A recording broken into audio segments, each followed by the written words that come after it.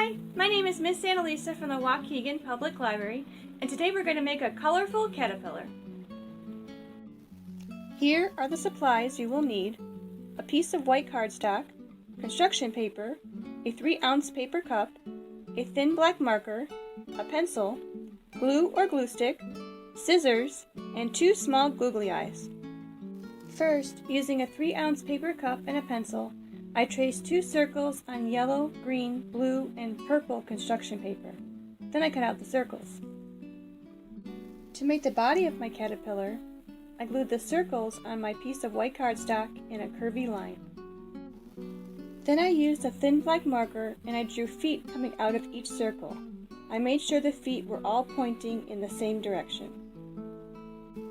To create the head of the caterpillar, I glued 2 small googly eyes on the first circle.